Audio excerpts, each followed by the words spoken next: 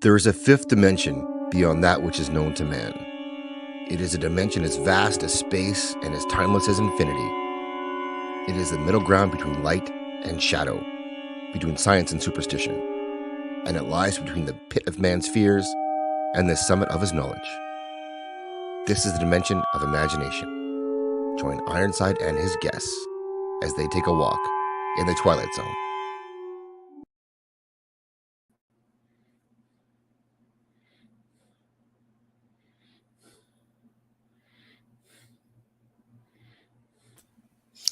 All right. Hey, everybody. Welcome to the show. Yep. Welcome. It's been glitching for some reason. Well, it's the Twilight Zone. It should be glitching, you know? Yeah, it should be. Yeah. It's also those I can even flicker like I'm on the Twilight Zone. It's also those raccoons from the Twilight Zone. Yes, the raccoons are acting ornery again. Yeah. So welcome, everybody. Hey, Shieldwall, what's up? I'm doing good. Thank you for having me on. Excited to talk about these two episodes 7 and 8.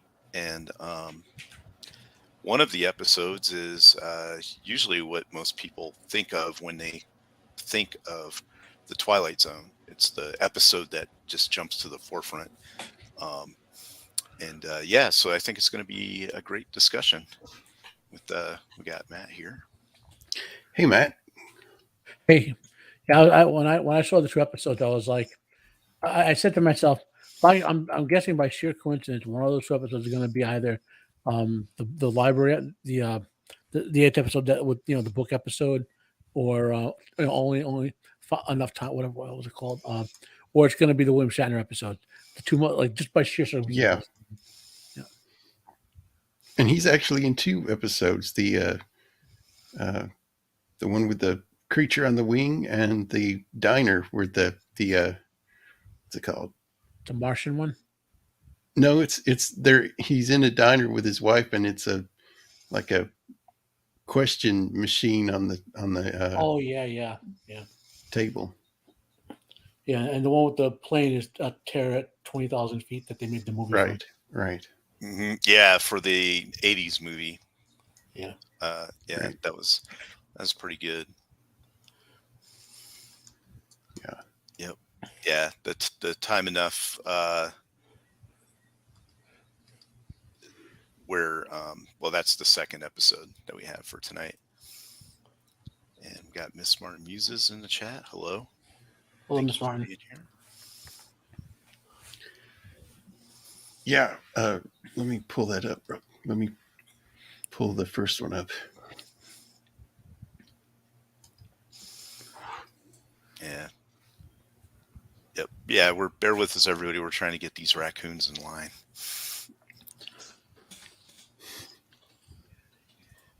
There we go. Nice poll.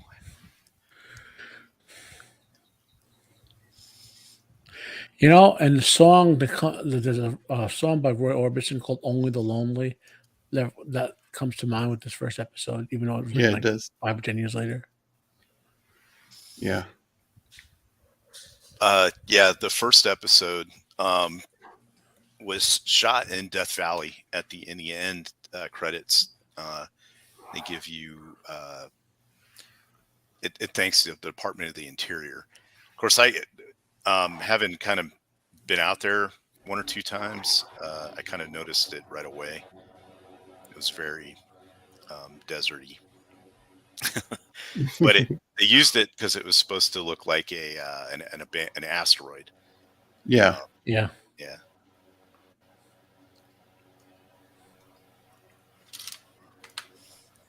So there's so many actors in these that have been in so many other things.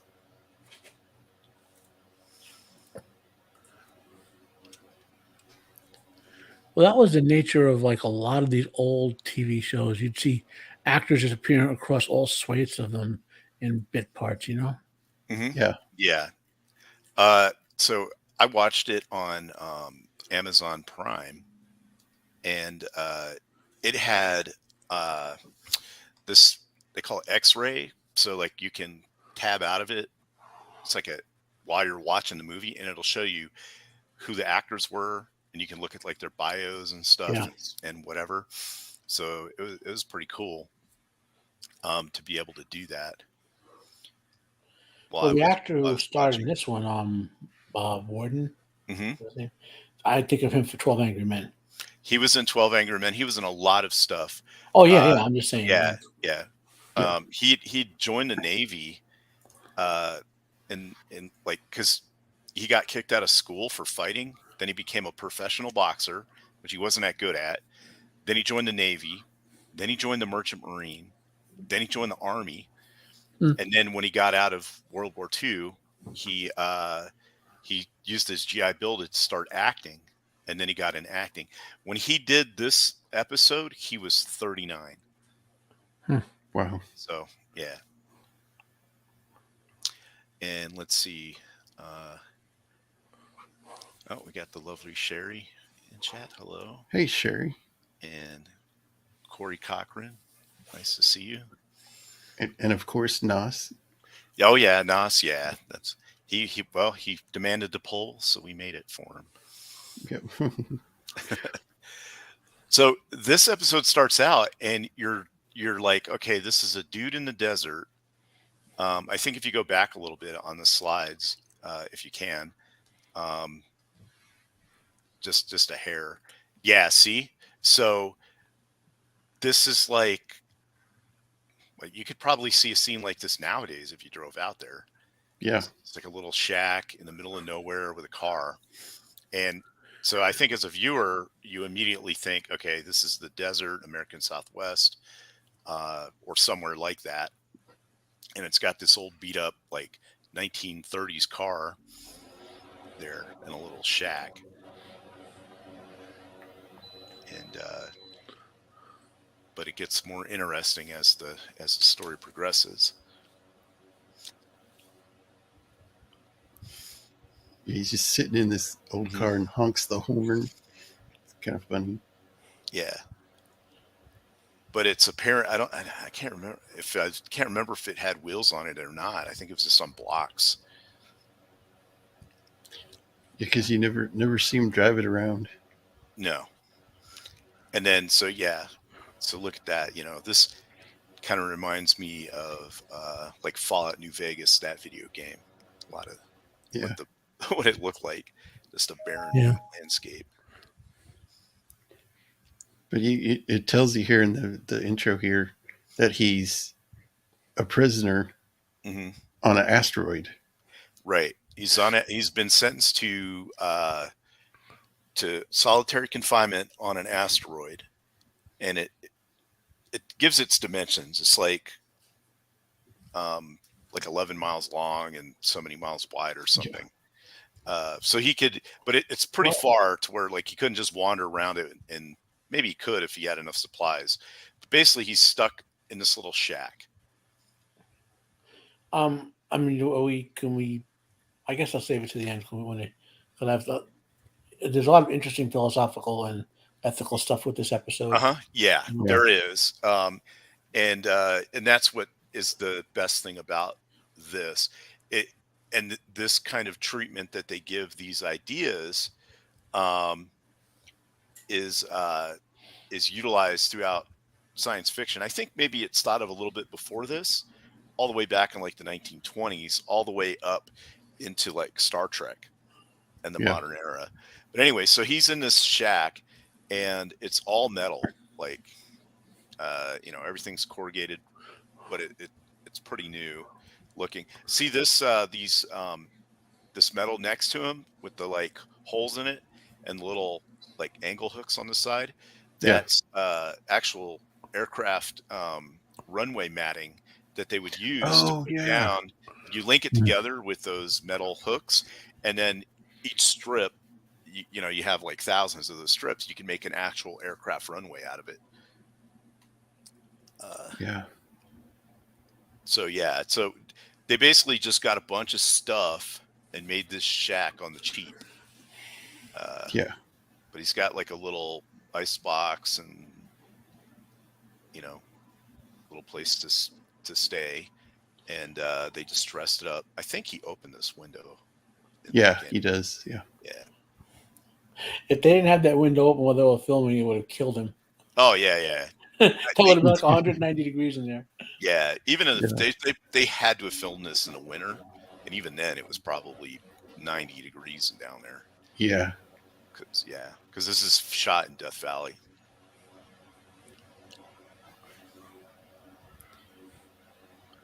So he's so it's probably like over 100 in that shack shut up. It's probably, I'm going to say, even with the window open, with no insulation, that being made of metal, that's at least 140 degrees in there right now. Yeah, and if you notice his back, I don't know if it's in this scene, but you can kind of see sweat. Yeah, and he's wearing like a kind of like a very sheer like nylon or something. It's supposed to be space age, but maybe it'll make him cool. But so anyway, the narration says that he's been sentenced to be solitary confinement on this planet, which you don't know anything else about the world, like how advanced technologically it is. What I mean is the world that he lives in, like the universe that this I have an story is interesting creating. conjecture on that, though, Shieldwall. So he's sentenced to life in exile, basically, right? But they are in fact giving him food and stuff. So that means they're not like it's not like Escape from New York, for example, right? Right. So at the end of this, they actually recover them, right? So, and we know he's there for allegedly killing someone, but he claims he was innocent, that he was defending himself, right? So, yeah, why would they recover a bunch of murderers? Like, what would have changed in their society enough that they would want to? So, what I'm wondering is if this is a dystopian society where they push extreme penalties, like in our, he might not. He's technically be more like a manslaughter crime than a murder crime in our way of thinking of it, if you know what I mean. And like, I'm wondering if part of the implication here is that the society with the extreme punishments, the extreme isolation, putting them all on separate asteroids, not giving them much beyond the bare basics, Rod is trying to say the society itself had pushed to extremes, Yeah. Well, my thing was the enormous, like, I don't know anything about the universe, but if you did this in standard day, the enormous amount of resources you would expend to just keep this guy on this rock. Like, you got to fly the stuff in from orbit every 4 months. That. Yeah, every 4 months. But what I mean is it's so. But actually, to the story, that part is, we all think like that because it's just how most of us are. That review these kinds of things. Oh, what's the world like? But for the story and the setting, it's basically immaterial. It's just a setting. It's not the point of the story. But anyway, so this rocket comes down, and it's a SpaceX rocket. So,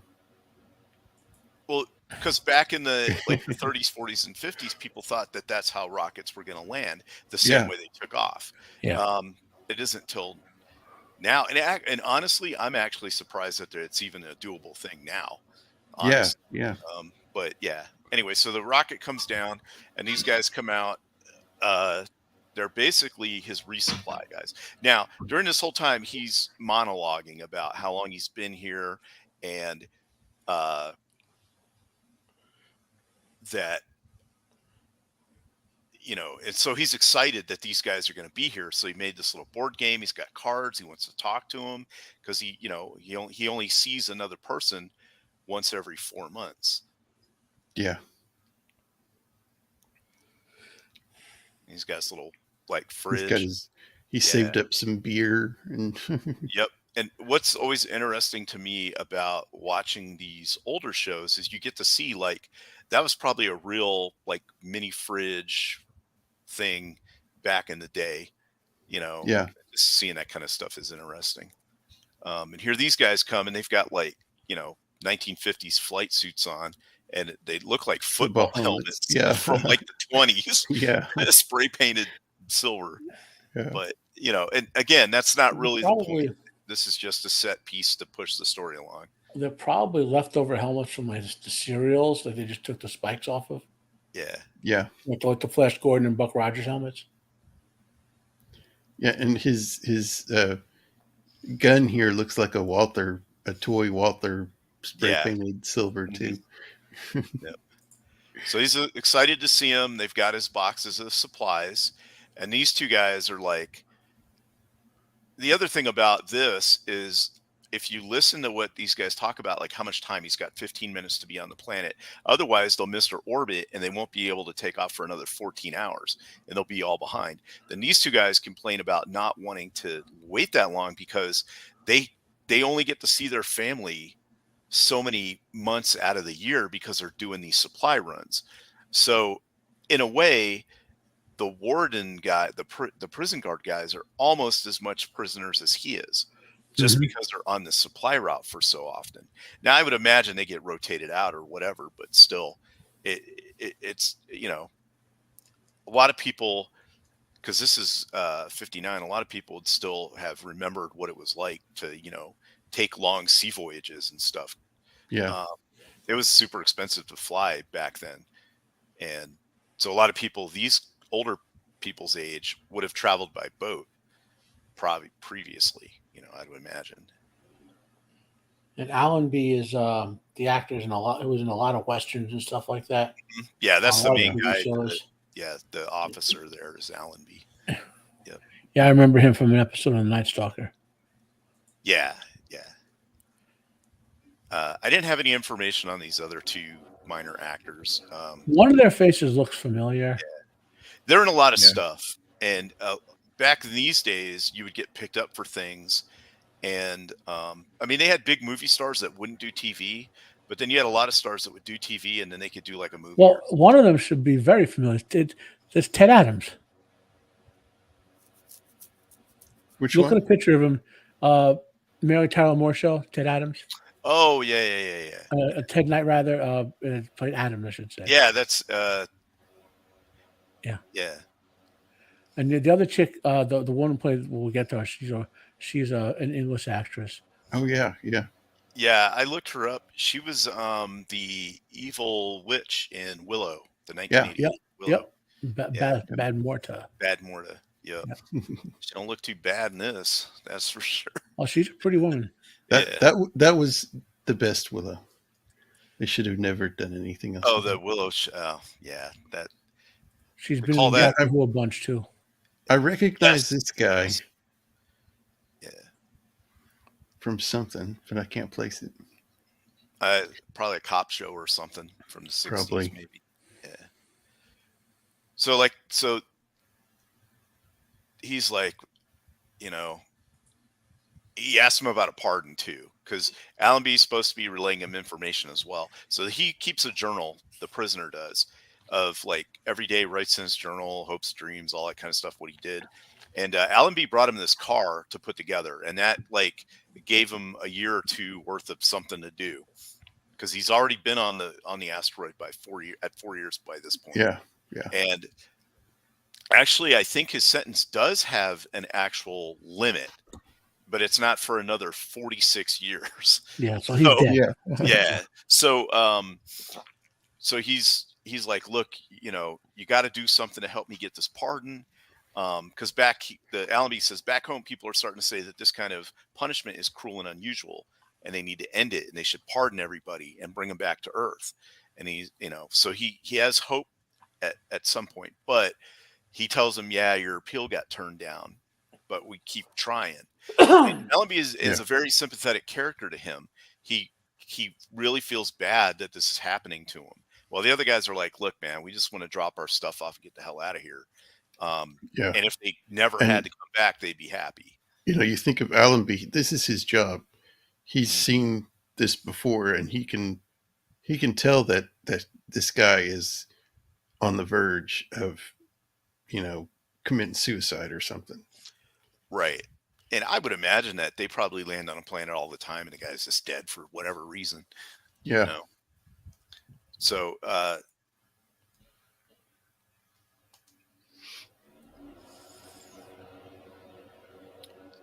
so these guys not impressed. He wants to play cards with them, and hey, look, I made the chessboard, and they're like, sorry, we only got 15 minutes, we got to bounce. So then he tells them, the other guys, hey, go out and get this big crate off the ship. And be gentle with it. Right. Don't open it and just leave it outside. And so like, all right, cool. Now, how they actually got that thing there from the ship and back in 15 minutes without a vehicle, Yeah. that's again immaterial. He brought him some books to read as well. So this is where he's saying, hey, it's like you can take the time to show them, like a little cart thing or something, but you don't really need to. No, and these shows were only 30 minutes anyway. Yeah, so you had to keep it to those 30 minutes.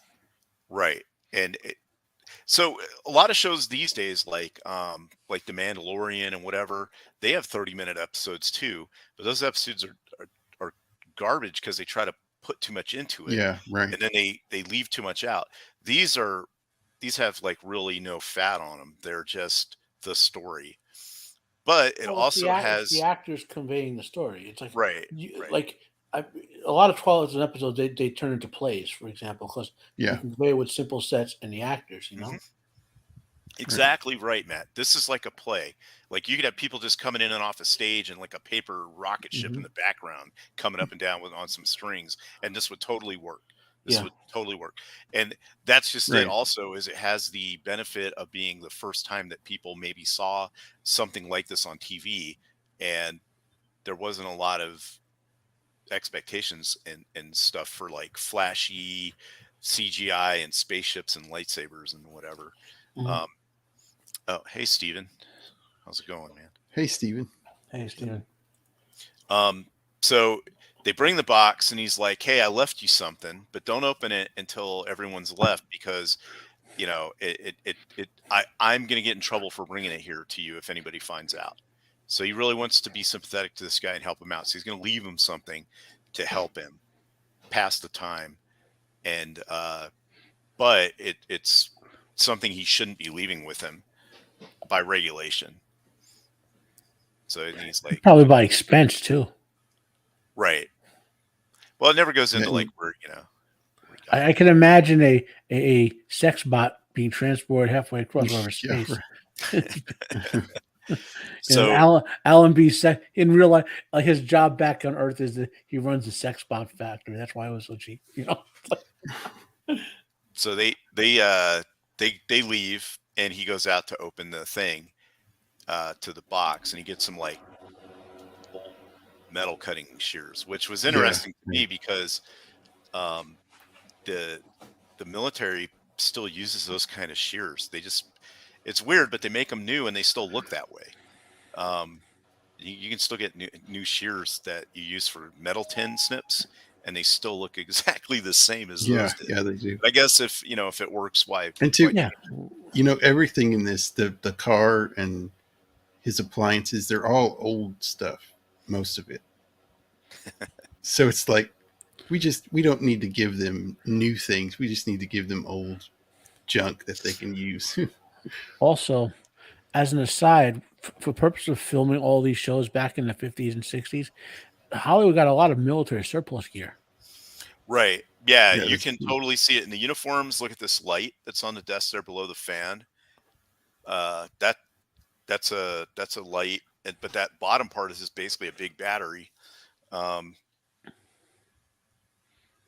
So and then you got that aircraft stripping. Probably this corrugated steel came off of. They bought that surplus. Yeah. There's like a little table there, all that kind of stuff. Yeah, I'm just bringing up the names of the characters. Cool. Corey is this guy. Yeah. His last name is Corey. Right. That's the other thing, is they refer to everybody by their last name, not their first name. Yeah. That's a science fiction trope. If you read a lot of 50s, 40s science fiction, think back. Did you read Who Goes There for the Thing? They call each other by their last names Well, constantly. and the reason they do that is because it's a military operation, and that's how the military operates. Is Yeah. they call people by Yeah. their last names, not their first names. Because how many Billy Bobs are there going to be? Well, But it's the same thing with Smith, but still, it's more formal. And Yeah, it shows the time too, because this in the 50s and before they were respectful, and that's what people did. They called you by your last name. well, in this particular incident, he's a prisoner, and the other guy's like a officer, so Right. it makes the sense. Yeah. With that. And two, he kind of bites at Allenby that he didn't want anything. He just wants a pardon. That's all he wants. Right. He didn't want. Yeah. He's like, look, I don't need anything from you. I just want a pardon. So he's being kind of a jerk about it. That this guy's even leaving this here, even though this guy Allenby could get in trouble for leaving it. So these guys parked this thing out here, and then they take off because they only had 15 minutes. They had to get here and leave. Otherwise, they'd miss their launch window to get to the next asteroid. Right. Hey, He's like, he tells him here that I appreciate the sentiment of him bringing this crate.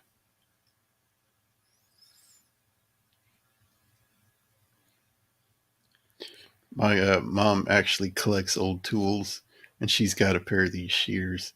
Yeah, that's what I'm talking about. These kinds of shears right here, they're still making those just like that. Yeah. And so he cuts this box open, and he's like, "What in the world is inside?" I kind of want to see that yellow glow, like Pulp Fiction, in his face. it's Mr. Meeseeks.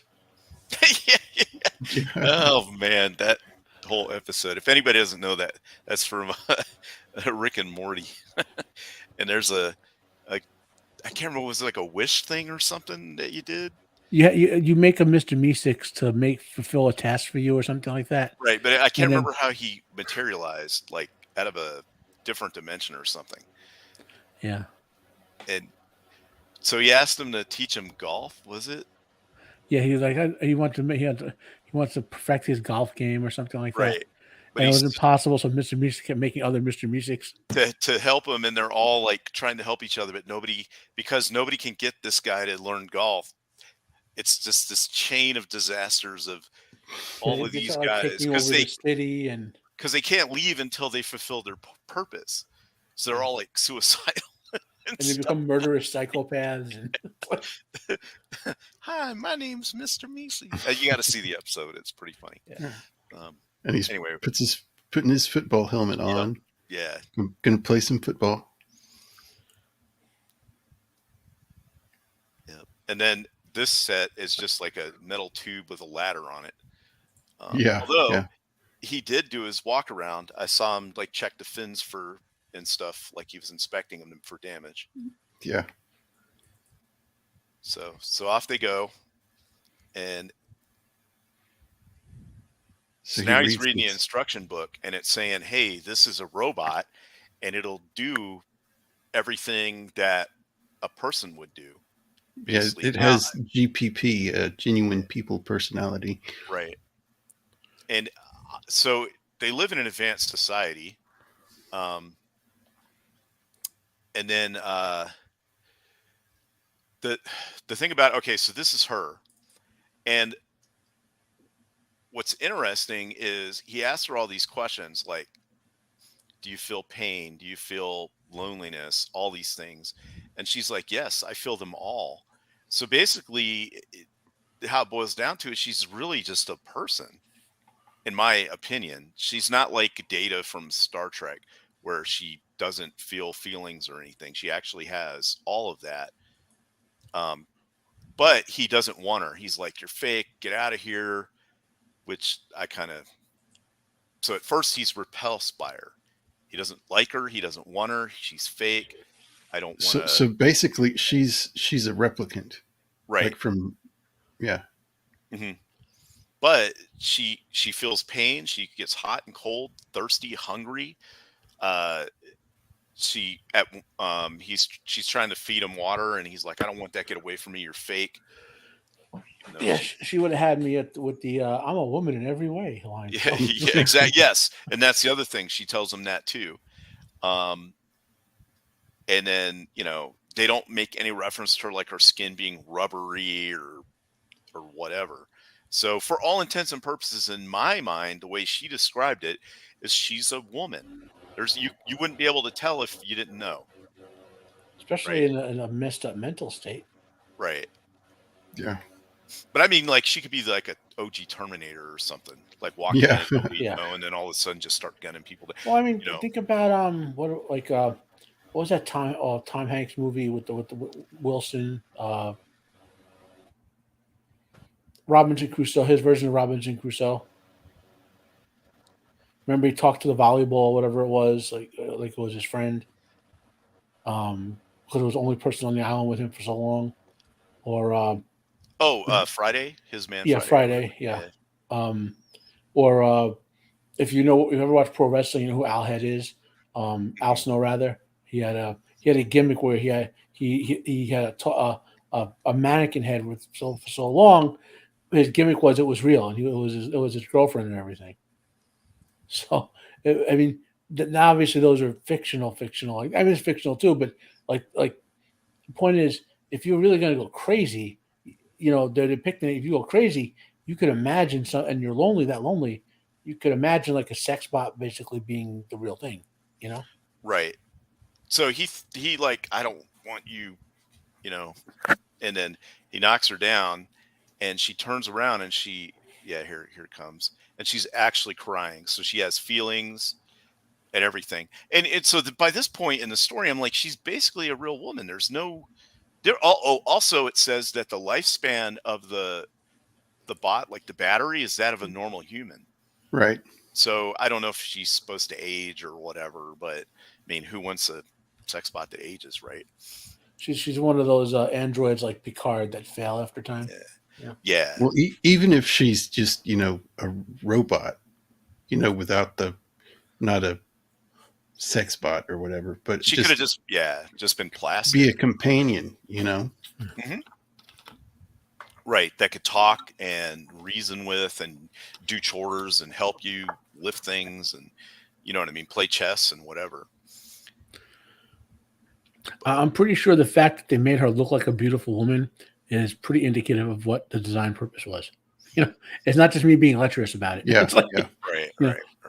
Yeah, right. Which probably in that society they would be ubiquitous, so no one would. You know what I mean? Like it wasn't like it was a special order or something. So yeah, he said this is a chess set. That's kind of a crappy chess set. Yeah, that's not. And the move he makes doesn't really look like a chess move. Yeah. I thought he made a knight move. It looked like he did to me, but I couldn't tell what the pieces were. Yeah, how would you tell? I know. Right. Unless if there's a letter on there or something. I don't know how right, you tell. Something written on it. Right. But so by this point, I want to say, so this is like a little montage of them being together, and then they're together for 11 months by this point. Yeah, that's what I thought too. Gord King was checkers, but he called it a chess set when he was talking to Allenby. Yeah. And then, Steven's correct. Never bought that the guy would act that way. No, but look at the pieces on the board. They're not arrayed like checkers are. They're arrayed like chesses. No. They're chess pieces. Yeah. But I think what Steven's talking about is what Gord King is talking about. Those were replicants, but yeah, that he would act this fembots. Right. Guys remember fembots from the yeah, right. But that he would act this way with how he just cried about how he was all lonely and stuff, and he's like, wow, this isn't a real person. Like, dude, but I see where the writers were going with it, is that you start out not liking something because it's not real, and then you eventually get sucked into it so deep.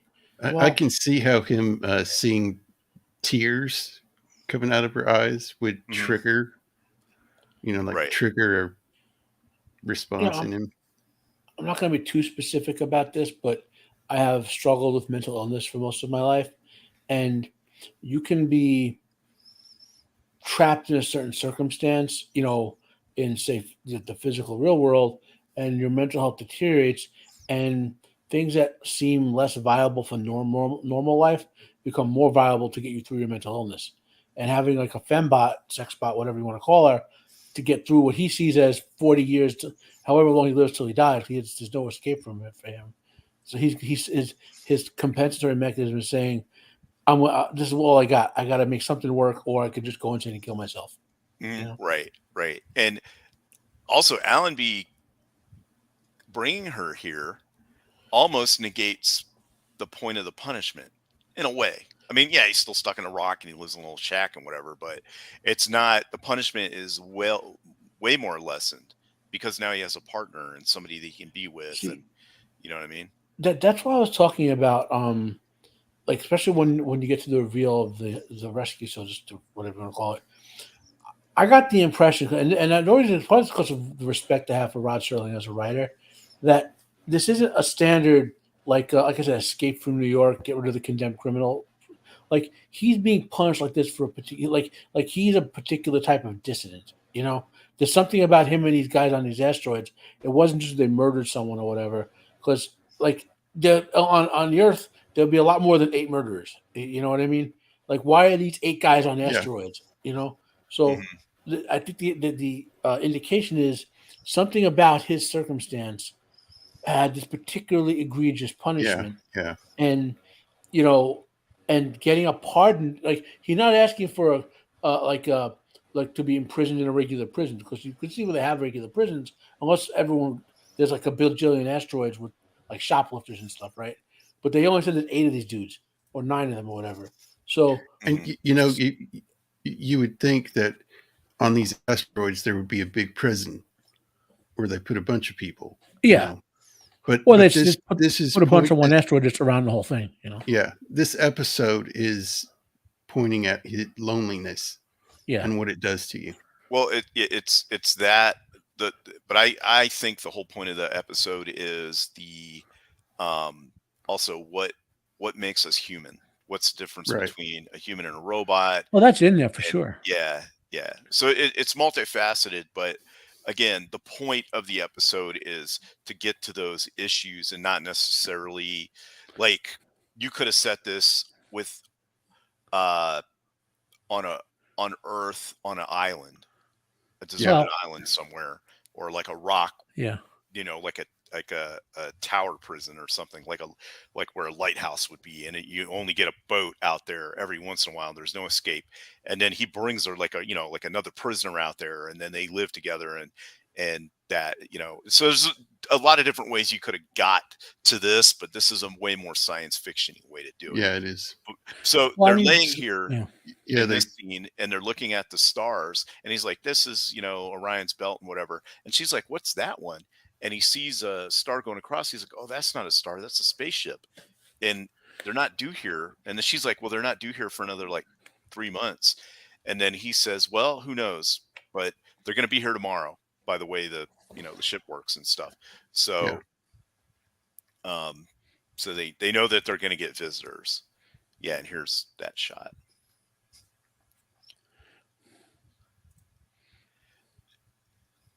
Yeah, I think Matt is right. He's more like some kind of political prisoner or something.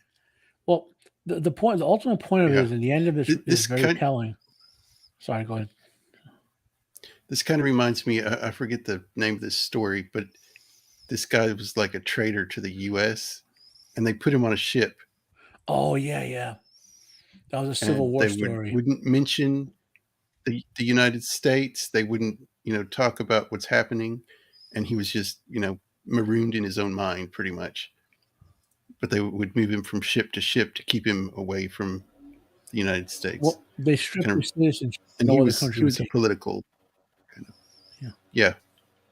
Well, this is a good point, Stephen. What if his crime was to be against technology and robotics, and this is why he was put here? I think that is something to think about. Like maybe we don't know Well, the backstory. I Like got he one more murdered. zinger there, Shieldwall. Okay, What? go ahead. Go. What? We'll get to the end and I'll give you the zinger. Okay. Well, I was just saying, maybe he murdered like some robot tech exec or something. He killed Bill Gates. Yeah. Yeah. He's like, Windows 98 suck. Yeah. Like The, told him. the Fembot's running on Windows 2000 or something. Yeah. Yeah. So they come running up to him, and he's like, you've been pardoned, and they're doing away with this form of punishment, and we have a certain amount of time to get out of here before we can't come back, or something like that. Right.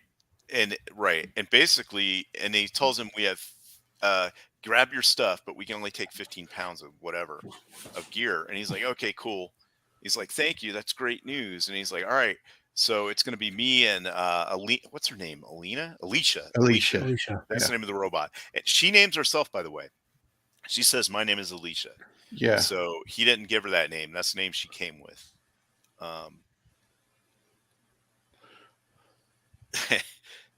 Nosferatu. Yeah. Talk about Bill Gates. Yep. And then Gore King. Bye, Alicia.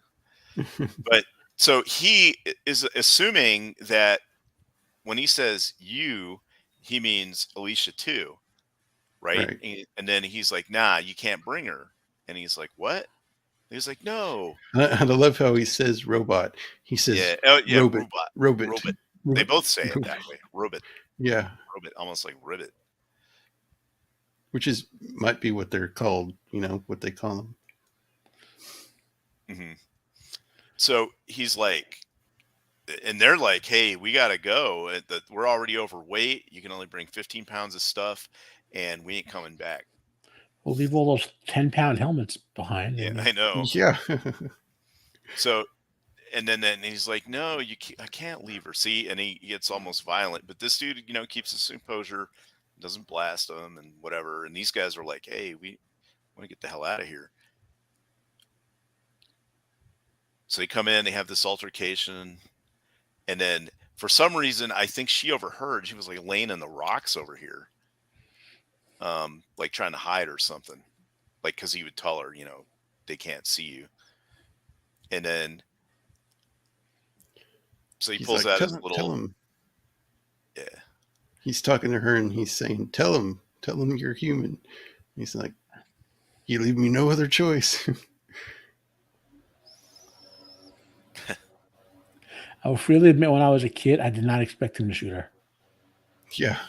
This part freaked me out when I was a kid. I had already seen the Bionic Woman in Fembot. That's a powerful round to do that. Yeah. Right. So here's my zinger, Shieldwall. So we have this dystopian society that puts these 8 guys in this horrible, like, mentally destroying torture penalty, right? And they create sex slave fembots, right? And then you have him here who's a choice. He could say, well, I'll stay with my robot lover on this asteroid. He could have chosen that option. Or he's like, he sees this guy, Allenby, shoot the thing he professes to love in the face, barely blinks, says, I'll go back. What do you say about his character? Exactly. That maybe he deserved to be there. Yeah. Yeah. The other thing, though, is that if he chose to stay here with her, they were not going to be doing the supply runs any longer. So he would have died. Yeah, he would die. Yeah. So he didn't really have a choice. But Allenby made the choice for him, which I guess is sometimes that's what you got to do. And also, I think seeing the mechanics on the inside snapped him out of it. Like, she really isn't real. I'm pretty sure Sterling told him to react in a particular way because he directed it too.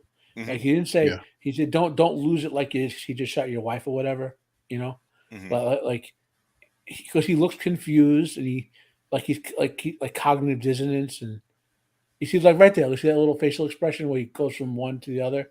Like he's trying to put, it's like he's trying to put 2 things together in his brain. Right. Like I loved her / it, but she wasn't real. But for 9 months and before today, I thought forever she would have been real.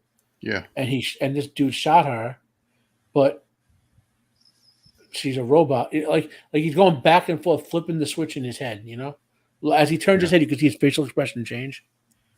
Right. Right. And then these guys are like, all right, we got to get out of here because the launch window. Which also having that kind of pressure, time pressure, really moves the story along. Also, I really appreciate the black and white desert shots. Yeah. It does have wheels, so maybe it can drive. I don't know.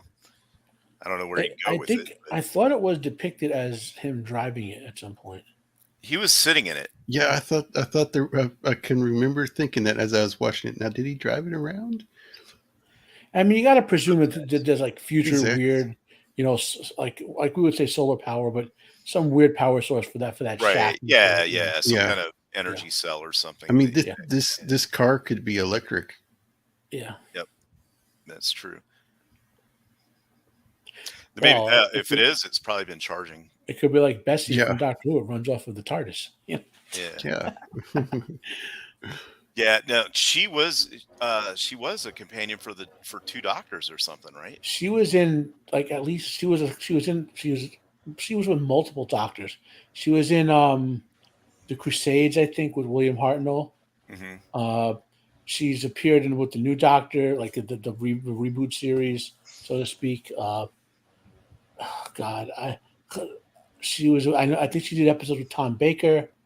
So now I have to look because I remember all of them. Okay, so yeah, I'm scrolling down. Hartnell, the Crusade. I remember that. Okay, she was says she was Richard Lionheart's sister. I remember that. None of people watched the William Hartnell episodes.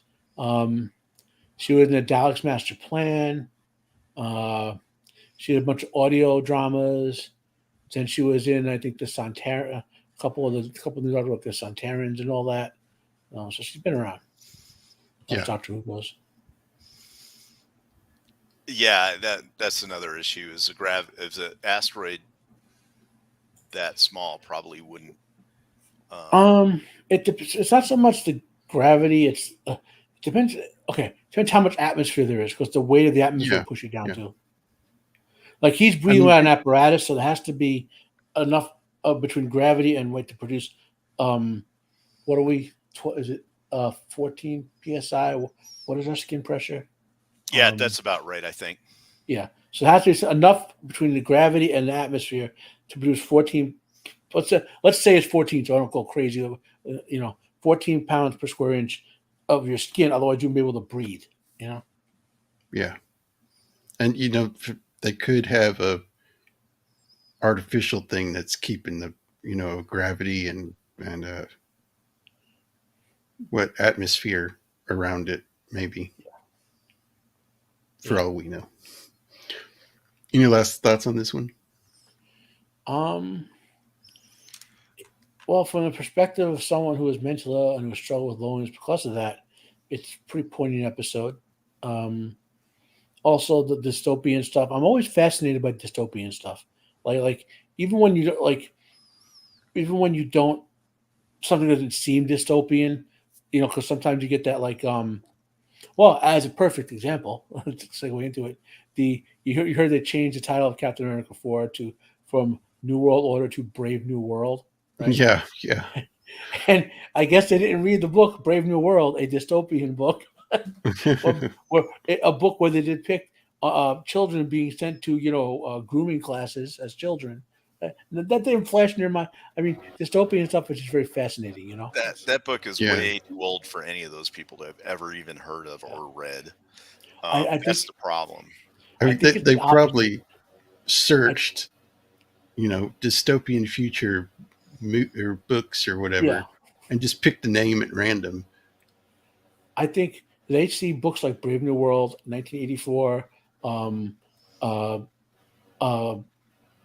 Animal Farm, The Fountainhead, and all, and we see them as warnings. They see them as instruction manuals. Yeah.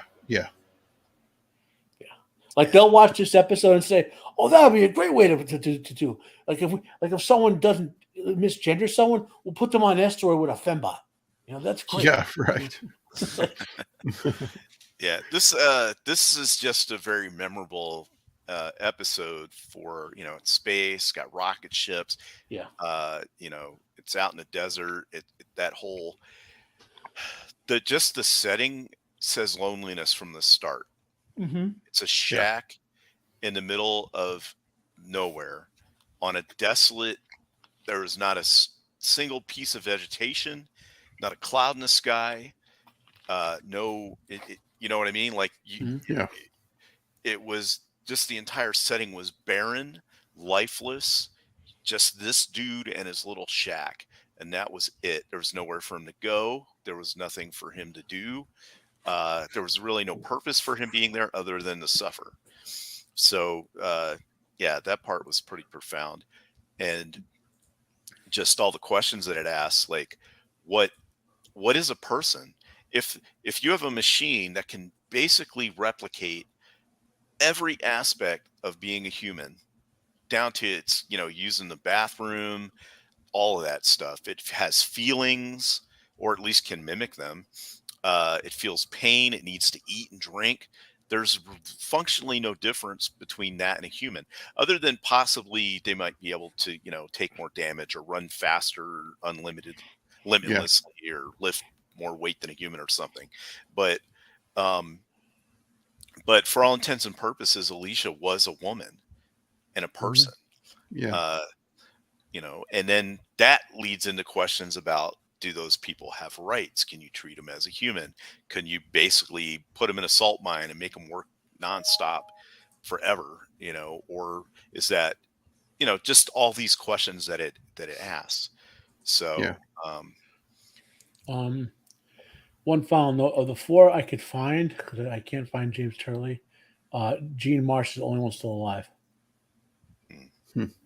Yeah, a lot of those guys in some of these episodes were born in like 1907 and stuff. So they're long gone. Okay. Yep. So, yeah. All right. Keep your robes on there, Nosferatu. The good one now. You're gonna find anything about Turley. Oh wow, he was became a director and stuff. He was on the original Quantum Leap. He died in 2016. Yeah.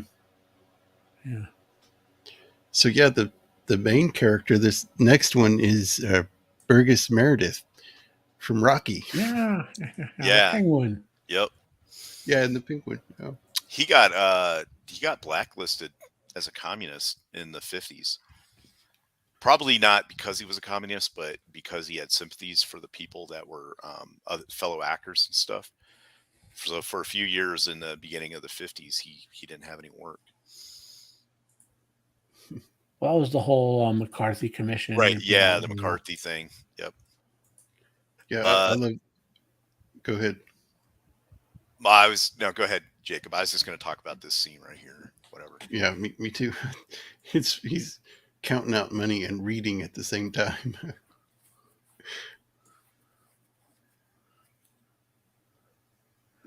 I checked preemptively. These three actors are all dead. Wow. Oh, yeah. Because this guy here was born in 1907, I think. So. Yeah, they all were. I mean, they all died before the century passed. 97, 98, and Vaughan Taylor, 83. Yeah. Henry Bemis. Yep. This is an interesting note. So obviously Burgess Meredith has a bigger career than the other two, but like 500 years from now, if someone isn't interested in who the Penguin was or this episode of the Twilight Zone, you'll never know who Burgess Meredith was. Yeah. I mean, it's just how immense time is, like the passage of it, and the inevitable erasure that we're all going to face. Yeah. Yeah, he probably couldn't see through these glasses. No, the actor, yeah, there's no way. He was. That's the other thing about this performance, which kind of struck me is he's like walking around and doing all this stuff. He had to have been doing so much of that just by feel and practice, So here he's counting money and he's reading a book at the same time, and then he's telling this woman, "Hey, have you ever heard of I I can't remember who it was. It was like Mark. It wasn't Mark Twain, David but something Copperfield. like that. David Copperfield, yeah. Yeah. And Yeah. have you ever, read this and you ever read that? How about this character from the story? And she's like, dude, I really don't care. But you shortchanged me $1. I asked for 25 and you only gave me 24. And he's like, oh, sorry. And back then, $1, that was a bigger chunk of change than it is now. So Oh yeah.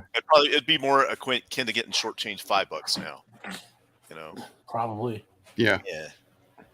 Or even more maybe. So, oh, hey, what's up?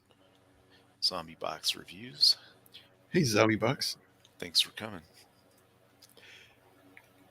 And so she's like, yeah, deuces, I don't care, basically, and bounces. Now, Yeah, I'm of the. Go ahead. I was going to say, hot take. I don't think any of the 3 people in this or who featured are good people. Oh, yeah, you're right. You're right. So she leaves, and he goes back to. He puts like the little next window thing out because he wants to read more. Then the president of the bank comes by and is like, hey, can I talk to you in the office? Yeah. It's like, okay. One more thing about the glasses, the Alfred Hitchcock Strangers on a Train. The wife he's trying to get a divorce from is wearing these kind of glasses. And you can tell she can't see because she's using her hand to guide herself. Mm-hmm. So it's good. Now, this next part was kind of weird to me. It's very minor, but this is the kind of stuff that I always pick up in films for some reason, like the weirdest like detail. So they come out here, right? Now check out where dude's office is when they come through here. Now maybe there's a wall there that I'm not seeing or a little something, but they go behind this. They go across all the way behind all this to come out through these doors over here to go into this door over here. Yeah. Like, why didn't he just go around and cut behind these guys? Didn't make any sense to me, unless that's like considered like some kind of like bad manners or something. Yes, Zombie Box, that is Burgess Meredith. Yep. Yeah.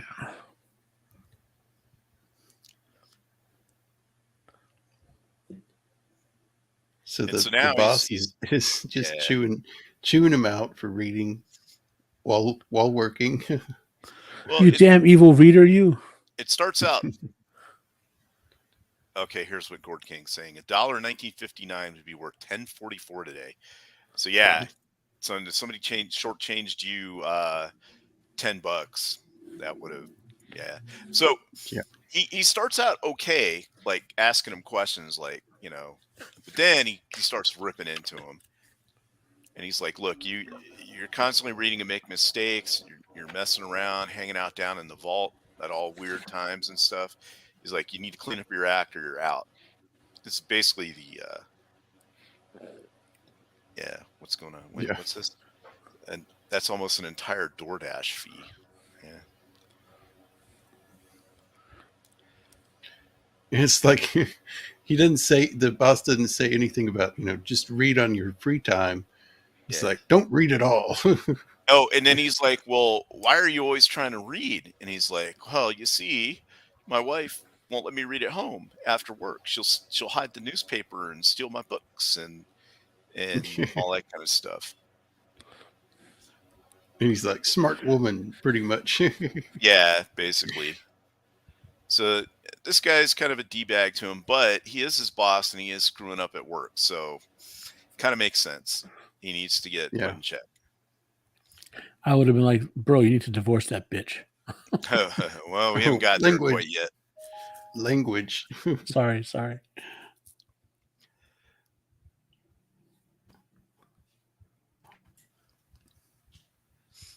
So I think next he goes home. Yeah, so he's like, yep, see you later. Yeah.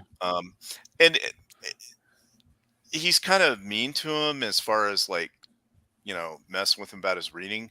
But as far as him having a reason to come in here and reprimand him, it makes sense. Like, Yeah, and he's not there's wrong. nothing wrong with reading, but he's irresponsible. These days, it would be on your phone at work. Yeah, yeah. You know what I mean? Watching TikTok or something, and yeah. And see, even on the way out, he's like trying to look at a paper or something. These But days, who if you wouldn't want shot to read all day though? You know, there's a lot of good books you could read through the day, but at work. right, yeah, well, exactly, especially um, but if this was shot today, the way you could show it is he would just start looking at his phone before he even got to the door. You know, so then he's at home and he's reading a newspaper. Yeah.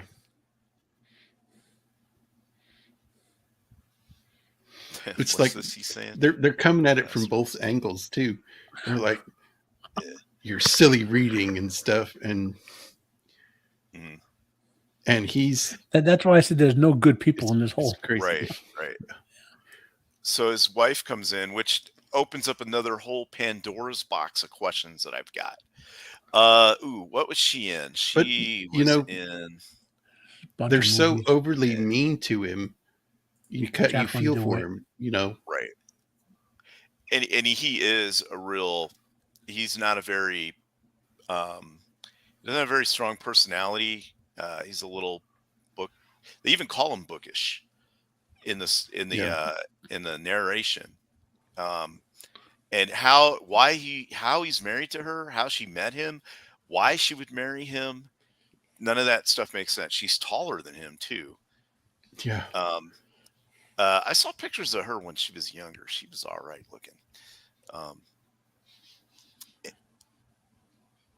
And so basically she starts, nagging him about reading the newspaper. She's like, hey, we're going over to these people's house. We're going to play cards. You're going to behave and you're not just going to bring a book and read it. She tells him to change his shirt too. That's right, Steven. The character reminds me of the guy that made a deal with the devil in the last episode.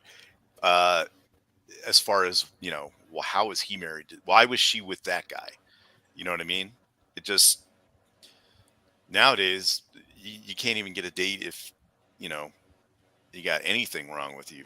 All of these guys are absolutely swipe lefts. He needs to go to Allen Beach Sex Bot Factory. Yeah. I like a model that would read.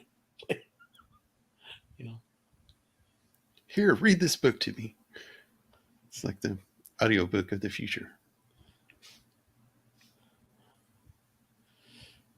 Yeah, he's in Birch Meredith. And he's like this too. He hides 5 episodes of Twilight Zone.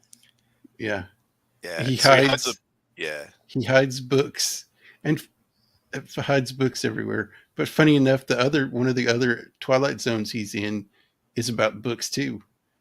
But it's like a dystopian future where they're burning books. Yeah, I think this might be the one Gord King's talking about. The Obsolete Man.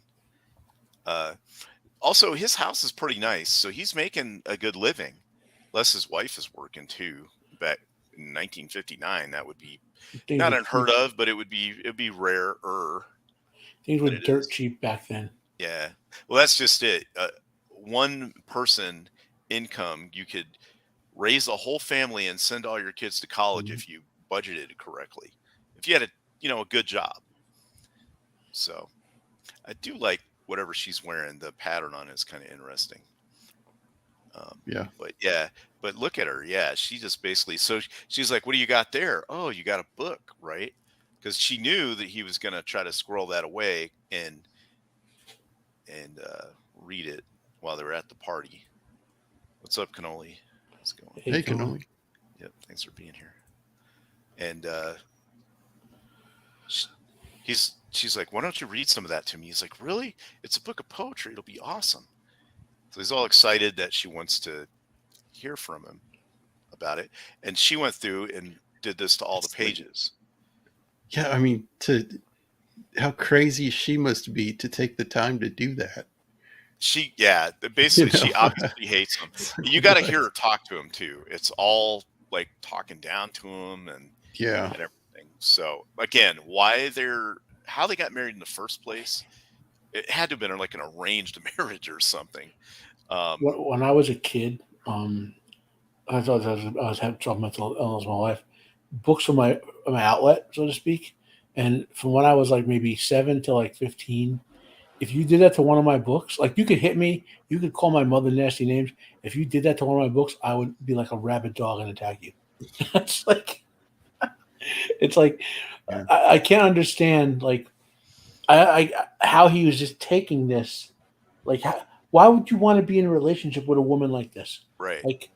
Like, why wouldn't you just go divorce her or say, look, you can live in the house, I'll live in the garage, and or Well, this could be why he's escaping into the books.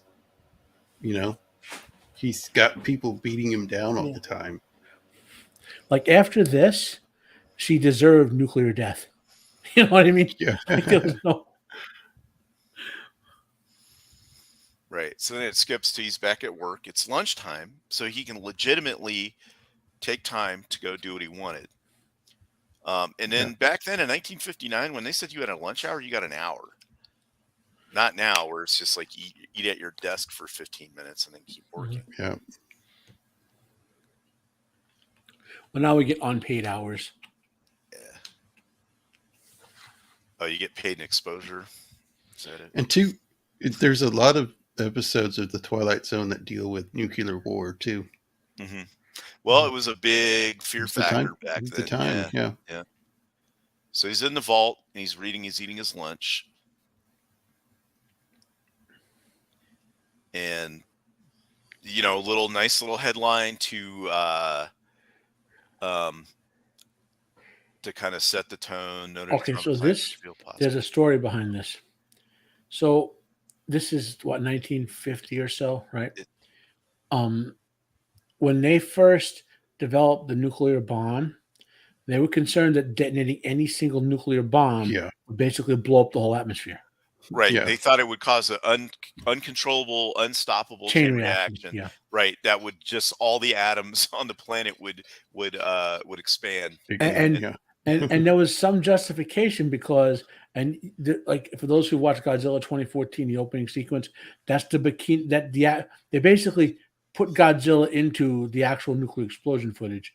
That's the Bikini Atoll nuclear bomb that was supposed to be like 10 kilotons and wound up being 15 megatons. Yeah. Oops. Yeah, they miscalculated a little bit. Just a little bit. Just a little bit.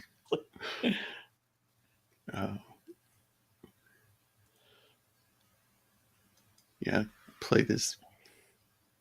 It's like he's a sociopath. Boom.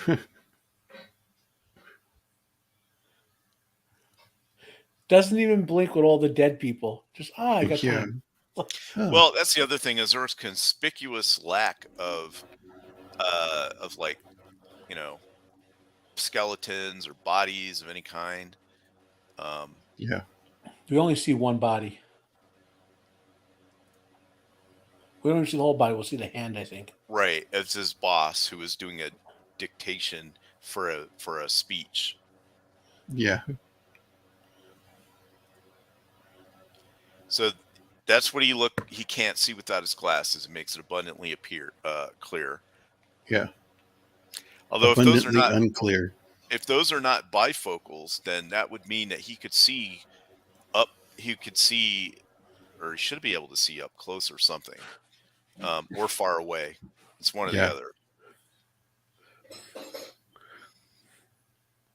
Although I don't know, he might have had some kind of like really bad myopia or something, and those glasses were only for up close. Yeah. I mean, I know we're overthinking this, but I wear glasses, obviously. And if this happened to me, my very first thing would be to find every bloody lens crafter I could find, the remains of, and see if something survived. That would work for me. That and water, So he comes out. And also get a piece of string and tie your glasses to your face. Yeah. Yeah. Right. So he comes out and, all this stuff is charred but not burned. So again, it's not supposed to be realistic. They had a limited budget, blah blah blah, all that kind of stuff. So it's just supposed to be afterwards. But look at Yeah. that tape deck. Look at Yeah. that But thing. they don't. Do they show a hand? They I don't did. think they They did. did. Okay. It's got the mic in it. If you go back just a tad, this cord coming out the bottom attached to it is Boss's hand. Is Oh, there? okay. It is. See, it's got the little dissertation mic. Yeah. And his boss was married. Yeah. Yep. That makes sense. And then this thing that's a recording cartridge in there. I think it's just a spool. Yeah. But yeah, that's it almost looks military grade kind of, but Probably surplus. yeah. Yeah.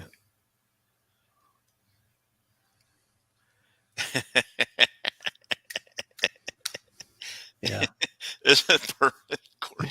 Right. His glasses must be made of an iPhone screen. I know he breathed on it wrong. Yeah. And now it's got shatters all over it. Yeah.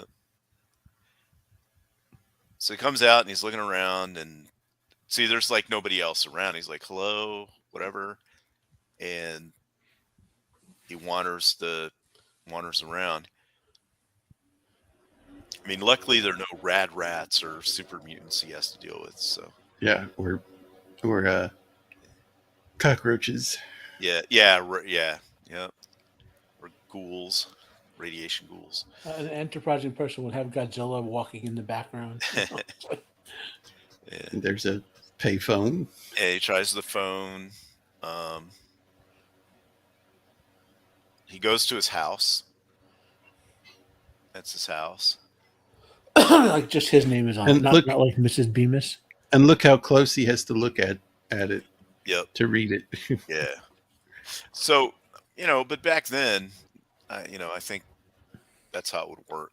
You just have the man's name on it. It would be the Bemis family. Like, Yeah. Who knows? Maybe he's more based Chad than we thought. yeah. Yeah. I'm not putting her name on here.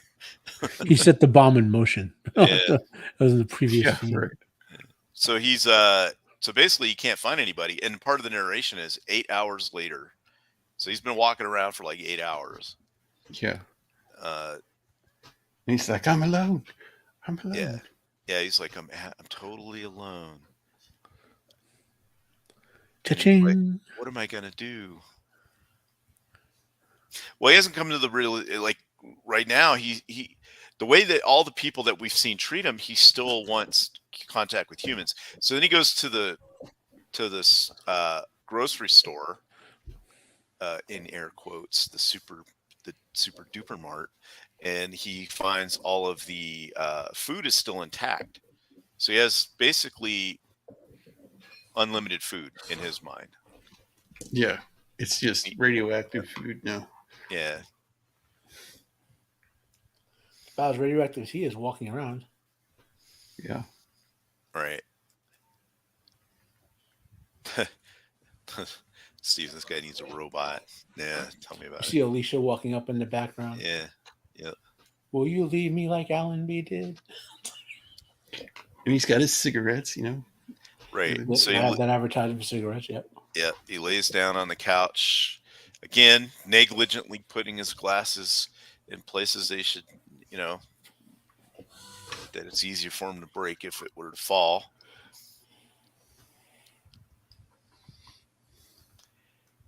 The other thing that I noticed in this shot is when he goes to sleep, he literally drops the cigarette on his coat. And I thought that it was going to cause a fire. But they just like cut and then it's all good. So I think he might have done that on accident or I don't know what. Would the food be radioactive or just irradiated? It depends. Okay, the technical answer is if you irradiate something, it's not necessarily radioactive, obviously, because it versus the process. Whether it's radioactive or not depends on what you hit it with. Just things have a half-life, things decay, Yeah. Y'all guys keep talking. I'll be right back. Most of the stuff Like, let's say there really was a nuclear bomb going off. I'd urge reading about this because I'm doing stuff off the top of my head, but you'd want to stay out of the dust and sediment for, I think it's a month or two, because the initial stuff, the most lethal stuff that will screw you over, um, will half-life itself away in about 1 to 2 months. Then after that, as long as you don't eat, man, sorry, I'm getting indigestion. After the month or two, as long as you don't drink or eat anything that's specifically contaminated with long-term materials, you should be fine. Right. If you ever, after an incident like this, if you ever find crystal clear water in like a pond that should have pond scum and algae and stuff, don't drink it. It means Yep. it means it's irradiated and none of that stuff can live in it. Yeah. But that's true regardless of the radiation. If you find crystal clear water like just sitting stagnant, you should be drinking it because something made it crystal clear. You know what I mean?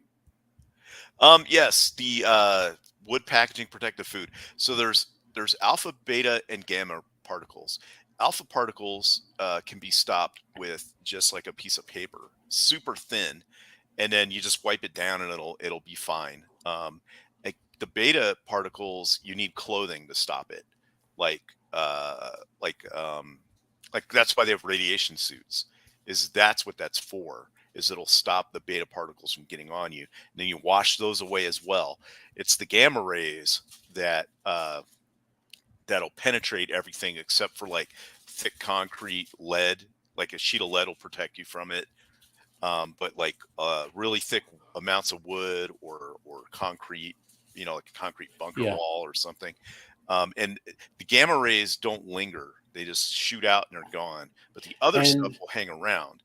So that's why you get to wash. Like if you see like contaminated vehicles, they're always washing them because they're getting the alpha and beta particles off of it. Yeah. When you detonate a nuclear bomb in an atmosphere, most of the energy goes, it becomes that big fireball plus the concussive wave. So there's not as much gamma, right? But when you do it in space, 95% of the energy is released as gamma rays and X-rays. Right. Also, that's the particles. There's the radioactive materials themselves. That's what I'm saying. After the initial decay and all that, there's still little pockets here and there of the actual, like, what does uranium-235 become? Like,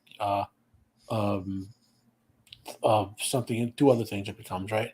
I don't remember the whole decay cycle offhand, but there'd be little bits of that here and there from the explosion. Also, if let's say animals do inhale all that stuff and get it into their system, it resides in their organs. So if you're after nuclear incident, if you have to eat an animal, eat the musculature, but not the organs, because that's where it stays at. Sorry about that, guys. Had to take a quick restroom break. It's okay. Also, you want to have a Geiger counter handy. That's the best way to tell. Yeah. If something's contaminated or not. But or small animals like mice or birds, because they'll die fast and you have a chance to get out of there. Yeah. But as we've all learned from Fallout, it just taught us more, the video game franchise, more about radiation than we ever want to know. If it's canned, it'll last for hundreds of years. Well, we can just do what they do in Indy 4. Go inside a fridge and you'll be fine. Yeah, exactly. Yeah. Yeah. So he sleeps on the couch and wakes up. Under Indy 4 logic, if you put a nuclear bomb inside that fridge and like didn't open it, when you eventually open it, there'll be a huge nuclear blast coming out. Yeah. Think about that. Yeah, in Fallout New Vegas, if you go from the starting town down this one area, you can find a fridge with a skeleton in it and a fedora laying next to it. It's a callback to that. That would be a good Halloween lawn decoration. Yeah. But you can pick up the fedora and wear it if you want. So he kind of cleans himself up a little bit, and then this is when he's like, I'm all alone, there's nobody here. He's gonna try to drive this car, which with those glasses, I doubt he ever had a driver's license. Yeah. He honks the horn and tries to start it. It won't start. They probably didn't even. Maybe they knew about EMP back then already. No, but if the horn worked, well, the Yeah, that's what I'm electrical. saying. Right. Yep. It would have worked even if there was an EMP. It's old enough to work. No, it was but, a right, it was right. it was an electrical horn, so it'd have been Okay, gone. okay. It wasn't like an kind of horn. Yeah. The one where you have to squeeze the thing. you Yeah, know, where you're gonna squeeze it. or turn the knob. Yeah. So he's looking around. He's trying to find people. Now the music is kind of eerie with this and everything, and just the the way the sound is. It's got like a, I don't know, almost, there's something about the sound in the background that kind of adds to the whole atmosphere. It's very well done. Yeah. That we really can't relay here. So, since you mentioned the music, I went and looked up who did it. It's another dead guy. His name is Leith Stevens. He did a whole bunch of movies. The Wild One. I'm just naming a couple of them. I love this movie. When Worlds Collide. It's one of those 50 science fiction movies. Yeah. Mhm. Yeah. Yeah. He did Hell to So Eternity.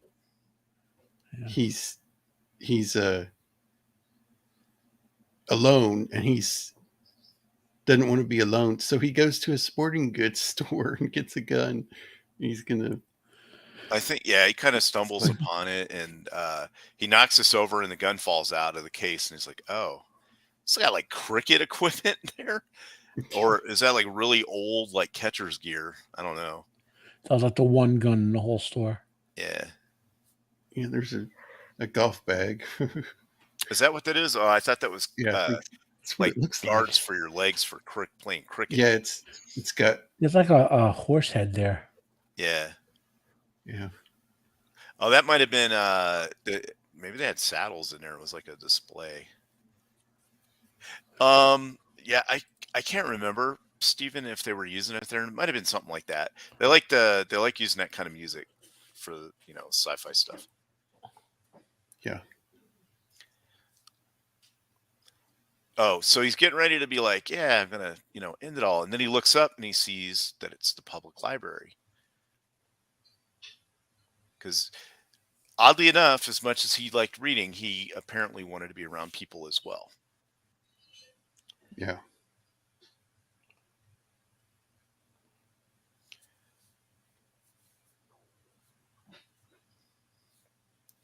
And surprising, the books are not burned. Right. And so there's all kinds of books just thrown out onto the stairs of this place. And then, other things. Now, this is actually a pretty big set piece for a bunch of stairs. I don't know if where they did this at, and then this coily thing behind him, what that looks like is a water condenser for an industrial air conditioner that is round, and it goes in the middle, and then these pipes, you hook them up and you put the water through that, and it condenses back into either that or Freon. And as it goes around the coil, it cools, and the gas condenses back into liquid, whether it's steam or water vapor goes back in the water, and it goes back into the system. Maybe it's for like a swamp cooler, kind of industrial swamp cooler thing. Again, that's just I don't know if it's OCD or whatever, but just picking up that detail. Because I was like, what would that thing be? Like, what would it do in the library? And I was like, oh, it's for the air conditioner on the roof or whatever. And he's got all the books sorted to months. Right. He's decided, he's already planned out what he's going to read for like the next year. So he's like, this is January, February, March, April. He's all excited because he's got all the time in the world. He's got unlimited food, nobody to hassle him. He can read whatever he wants.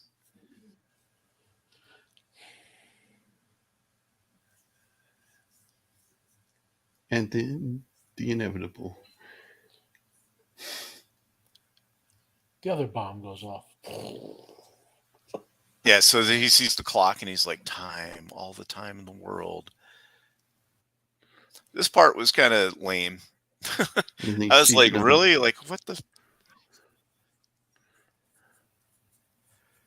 And yeah, he's like, whoops, and his glasses fall off. Yeah. Oh, yeah, Steven, the stairs and all that, that had to be for something else. And they just threw a bunch of stuff out on the ground to make it look like Yeah. bombs went off and whatever. Yep, totally. But yeah, his the way his glasses broke was like, come on, they wouldn't have just cracked. I mean, they shattered like they were pressurized or something Yeah. on the inside. It's like, it's not fair. Yeah, it's Not fair. Well, you still So I got just the gun. happened to look this up since you mentioned it. The footage for those steps says it was filmed. Where are we here? Footage that was completed several months after the rest of the construction was completed, and they used them again in the 1960s Time Machine for the Eloy Public Building. Mm. You remember that? Yes, another great movie Yeah.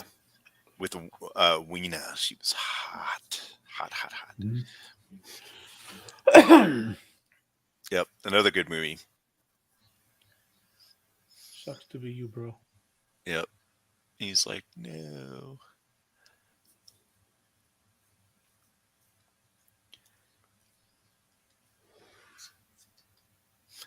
Yep. Then you got the Rod Serling outro. Yeah.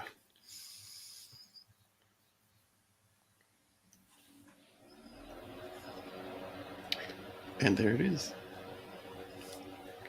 They spent the last 6 words.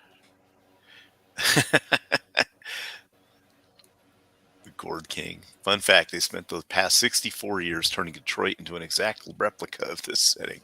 Yeah. Yeah.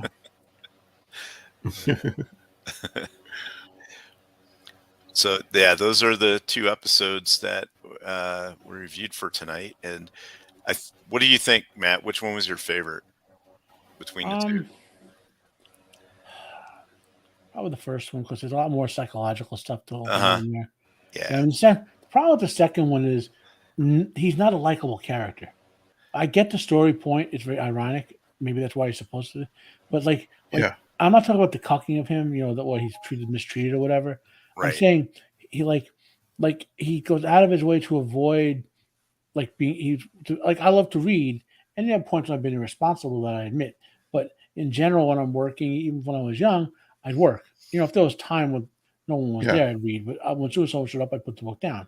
You know, that's normal, right? So he's not trying to participate in society. And then, you know, like when everyone is dead, he's, oh, I found some books. I'll be okay now. I mean, Yeah.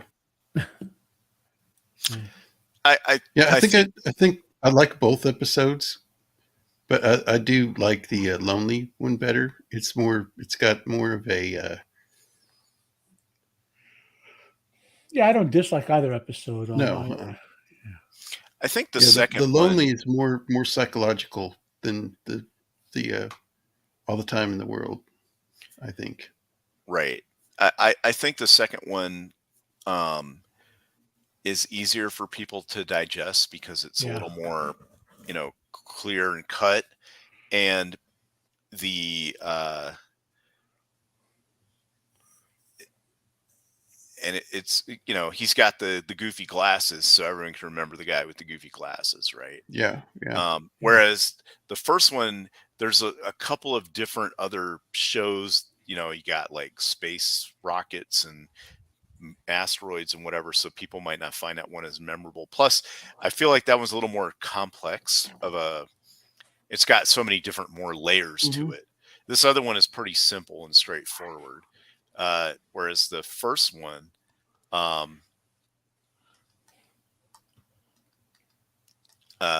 was on the first one is like, you know, more, it's got so many different things going on with it. And, but both stories focus on loneliness and solitude, right? Yeah. In different ways and how they got there. Yeah. but I prefer the first episode better. It has more through lines that are interesting. The set's more interesting, locations more interesting. It's well a little more believable in the fact that Yeah. you know what I mean. But Yeah. also, it's a cleaner. I don't know. It's just cleaner set and presentation to me. Um, but the second, and they're both good. They're both really good. Um, but I don't know. I prefer the first one. Maybe just because it has a sex bot in it. I don't know. But um, Yeah, that's what I like about the Twilight Zone. It's got something for everybody. You know, it's got those highbrow episodes that are uh, philosophical and stuff, but it's got simple ones like this one, and I like it. That's one of the things I Well, like about the Twilight Zone. to today they'd both be trans in the first episode. Yeah, yeah, So you'd be like a trans robosexual, and he'd be a trans homosexual or whatever. yeah. Also, I agree with Steven on this. The second one is a cautionary tale about being too involved, and they could easily redo it today with social media, phones, yeah. all that kind of stuff. Do either of you listen to the band Nightwish? Nightwish, no. I may have so. heard. They're a symphonic metal band, like kind of like they were inspired. They've been around for 20 plus years, but they've been inspired by Metallica's S&M and other stuff like that. And they did a song off their current album that came out a couple years ago called Noise. I'll link it to you guys. It's a music video, Okay. and it's the whole theme is about what this whole social media mental trap thing, you know. Yeah, I think that the social media is even more insidious, you know, than just a regular hobby like reading books or you know the comic books or movies or whatever, because it's like it's made to be addictive. Well, because it can the thing about social media is that it can fill so many needs and gaps in your life quickly without you having to go anywhere. Like Yeah, before, you had to look at a postcard or go to the library to look at a book or something, and even then, it wasn't really, you couldn't get a feel for a place. But now, if let's say I want to find out what it's like to be on Mount Fuji, I can just go online and find a video about it. Is it the real thing? No, but it can get me close enough. I can contact people. We can do stuff like this, where normally we would have had to have a meeting and actually go somewhere, like an Elks Club or something, yeah, to do these kind of conversations or bar or whatever. But now we can do them here online without having them leave your house, and it's immediate. If I want, I can get on my phone or on a computer and I can go to TikTok and I can literally scroll unlimited content of whatever I want, listen to different music, just all these things at your fingertips. Where in the old days, you had to actually go out to find the stuff. You know what I mean? You yeah, had to like go to a bookstore, go to a record shop, go to a movie theater, walk, drive, interact with people. Now you don't have to do that. You can live in your own world. It sucks you in, and it basically um, allows you to experience things without having to really experience them, like in yeah, real life. You know what I mean? Uh, so yeah, there's an addictive aspect to that. Well, that was in Matrix 2, the trader who hated the real world sucks. We want to go back into Matrix. So he betrayed him yeah, and also they put him back into Matrix. Right. yeah. Yeah. Wasn't there a Bruce Willis film where his body a trophy or something, and he was in a virtual online thing? I'll look that up. Yeah. There's a lot of media out there, and really for me, the whole online thing, phone thing, or whatever didn't really start intensely until the pandemic. And I think that's for a lot of people. People had jobs, they worked in an office, they had places to go, things to do. And when that all got turned off, the one outlet and it would be forced on them mainly, Zoom calls and all this other stuff. But then you get used Yeah. to interacting that way. And I mean, it has its positive sides. I mean, look at what we're doing here, right? We're able to Right. have these discussions. We have all these other people that have that can join in, and they can talk to us in the chat, just like Miss Cannoli Sasquatch. She can say hello, and she doesn't have to be here. She can be at home doing it, and people can have their opinions and ideas and voices heard, and we can exchange information. And I can learn so much about these things from you guys, from Matt, from Steven and Dempsey, everybody in the chat, and people have that in order to get this level of information, I would have had to maybe go to a college or something, Yeah. or join some kind of paper society. You know what I mean? Where we get like a news bulletin or whatever. And this kind of discussion would have taken 6 months through letters to get to where we are now, that we've done in an hour or whatever. Yeah. So that part is positive, but then this part here that Steven's talking about, real-time public isolation, because it's easy to get isolated like that, and when it's enforced, you get used to it, and then you don't want to go back to the old ways. Like, here's a good example: is during the pandemic, I wouldn't go into Walmart anymore because of all the restrictions. So Yeah. you could just order the stuff you want, park your car, they load it in there. You just talk to the person at the window, you tell them put it in the trunk, and then you're done. You hit a thing, and boom, you drive off. Well, since then, I haven't physically walked into a Walmart in like 2 years because of that. I just get Yeah. my stuff, or you can get it delivered. You can DoorDash it, and all these other things. Yeah. So it has its positive functions, but the negative part of it is it makes people uninclined to physically interact, or they lose the ability to physically talk to people and interact. So then you got just people running wild in the streets, beating the crap out of everybody for minor things that people would have just been, oh, it was a mistake, my bad, dude. And now becomes like a throwing hands.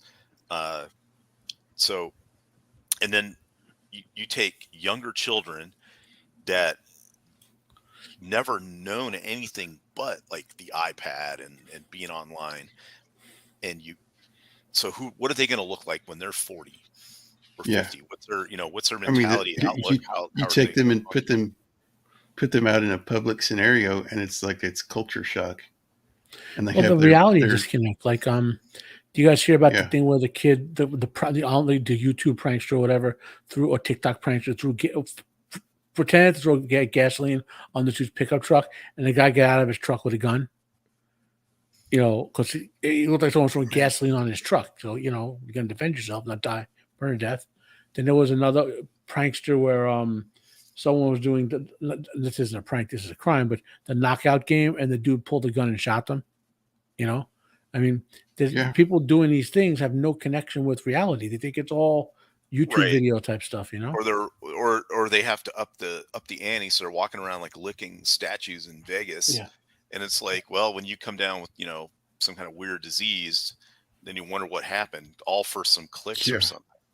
And it's not real. Or businesses start listening to like 10 people on TikTok or Twitter and make huge financial decisions based on that, because those persons scream the loudest and get a lot of people to follow them for about 5 minutes and then totally forget about what it was the next day, or within a week it's gone.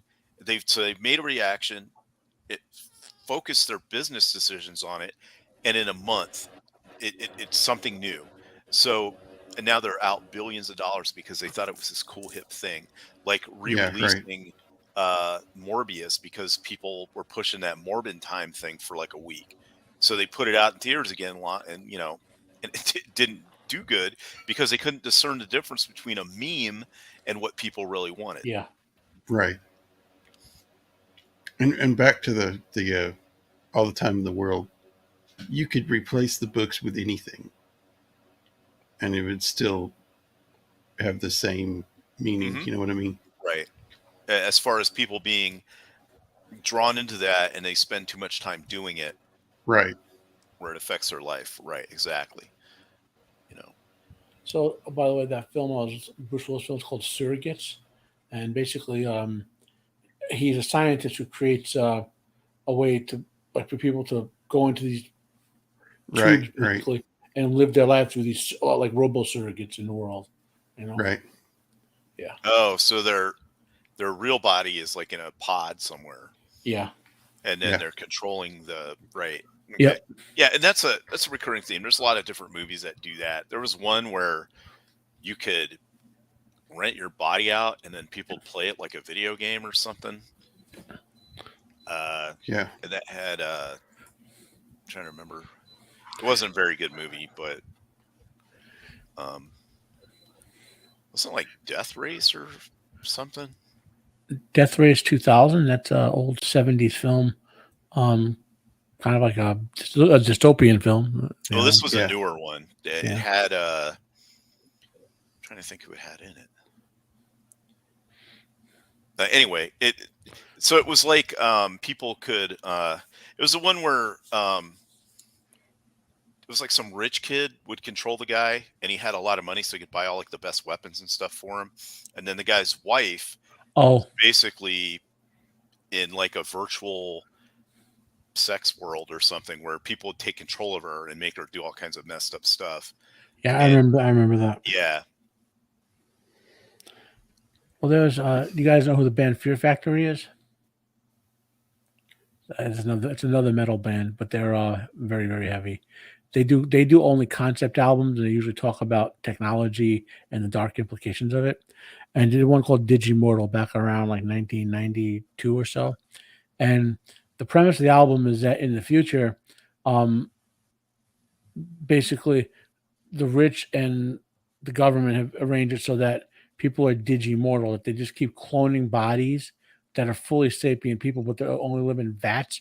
And when someone dies, they just download their brain into them, so they wipes out their like vat personality. You know, Yeah. yeah, Which the movie Ghost in the Shell kind of yeah. the Right. You had that one. philosophical You had, side of it. oh man, my brain is drawing a blank. What was that one that just came out? The first season was really good, and the second season was garbage. Yeah. The who was where it called? You had the brainstem thing. You put it in your brainstem, and you could switch bodies. So you took the puck Yeah. out and you put it in someone else's body, and in it had like an old Latina lady in like a biker's body. They put her in there so that she could say goodbye to her family. Yeah, that was a weird one. And then No. that guy did an amazing job of acting as an old Hispanic lady. Oh, what was that? Altered that Carbon. That's it, Steven. Altered Yeah. Carbon. Yeah. Yeah. Altered The first Carbon. Yeah. season was really good, and then the second one was just I couldn't watch it. I tried. It I was couldn't. bad. It was real bad. Yeah. So there's a lot of. So it's like fire, really. This technology, or I liken it. What I liken it to is when people found like morphine or cocaine or whatever in the late 1800s.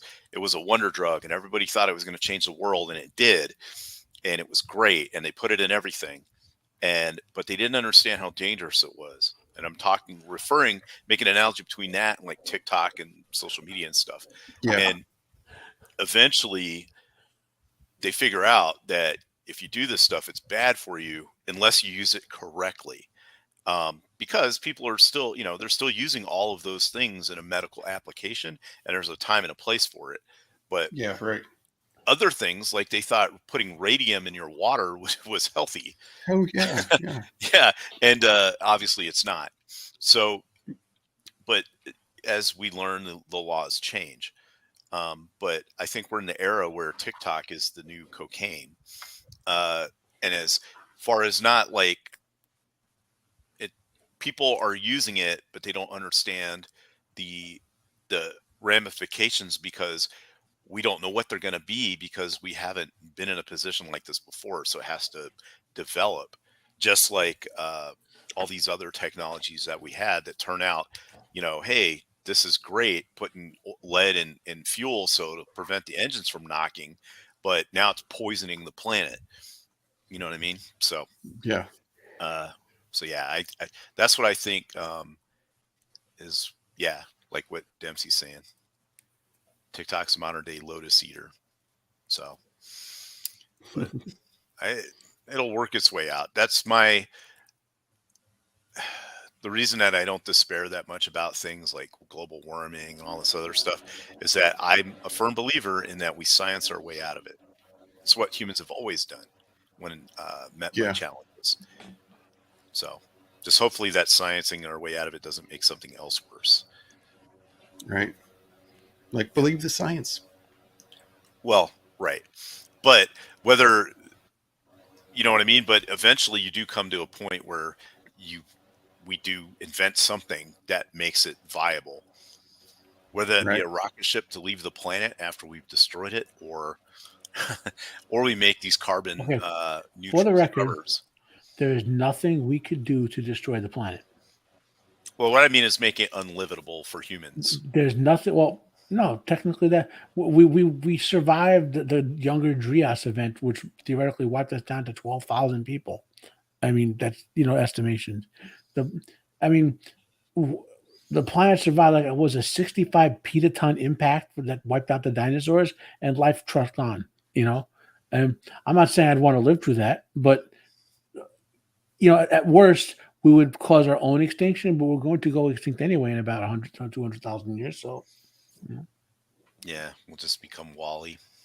well, the average life of Wall-E. a million species is less than a million years. We've been here for almost that already. Right. So either way, but Yeah. my point is that, yeah, these things have a way of taking care of themselves. I like that quote from the movie Office Space. Well, like I said on the Jurassic Park thing, so the weird coincidence of this AI developing now when we have animatronic dinosaurs, I see the wipeout coming. Yeah. Life finds a way. Yeah. We'll also see animatronic Terminator dinosaurs be controlled by ChatGPT, marching down the streets, eating people. And my last remark will be using it's like a real life Rick and Morty episode. Yeah. Yep. Yeah. Yeah. So, but that's why I am hopeful for the future.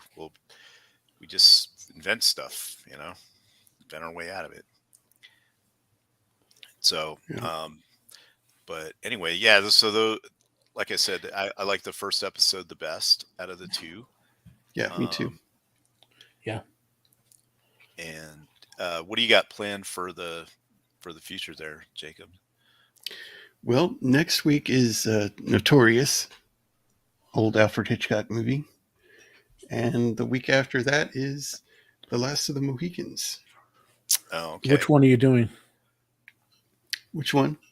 There's multiple versions of the movie. Which version?